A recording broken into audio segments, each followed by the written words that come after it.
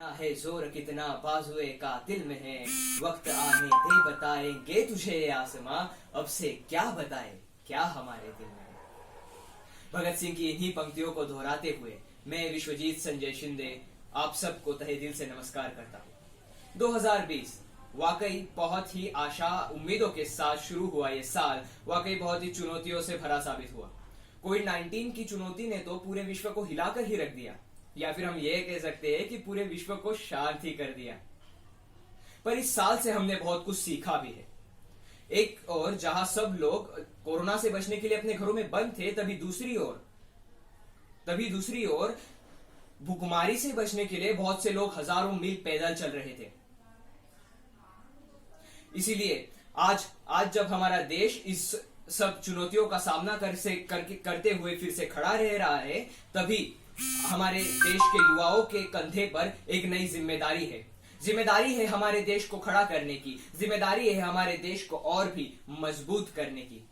तो इसी अवसर पर मैंने आज यहाँ पे इस मंच पर अपने विचार प्रकट करने के लिए विषय चुना है युवा, आत्मनिर्भर भारत अभियान व स्टार्टअप का युग। कोरोना जैसे महामारी में भी हमारा देश डटकर खड़ा है और आगे भी हमारा देश डटकर खड़ा रह सके, इसीलिए हमारे भारत सरकार ने आत्मनिर्भर भारत अभियान की घोषणा की। लेकिन आत्मनिर्भर भारत अभियान आखिर है क्या? आत्मनिर्भर भारत अभियान यानी हमारे देश को आत्मनिर्भरता की ओर ले जाने वाला एक बहुत ही महत्वपूर्ण अभियान है। इस अभियान के अंतर्गत हमारे देश को जिन भी चीजों की जरूरत होती है वो चीजें हम हमारे देश में ही बनाएंगे। वैसे तो मेरे ख्याल से हमारे देश में इतनी क्षमता है कि हम पूरे विश्व की जरूरतें पूरी कर सकते हैं, लेकिन ये हो नहीं सकता क्योंकि हमारे देश का बहुत सा टैलेंट एक तो बाहर देशों में चला जाता है या फिर उसे यहां सही अवसर नहीं मिल पाता। लेकिन अब आत्मनिर्भर भारत अभियान के चलते उसे हमारे देश में सही अवसर प्रदान किया जाएगा।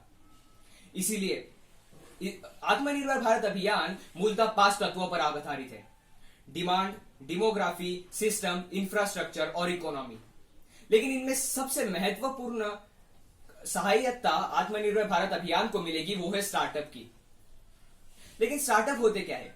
वैसे तो आज के जमाने में किसी भी बिजनेस की शुरुआत को हम स्टार्टअप कहते हैं, लेकिन मेरे ख्याल से किसी भी नए विचार की शुरुआत को हमें स्टार्टअप कहना चाहिए, और खासकर तो ऐसे विचार जो हमारे देश को बदल सके, जनता को अच्छी जीवन प्रदान कर सके, जनता को सरलता ला सके।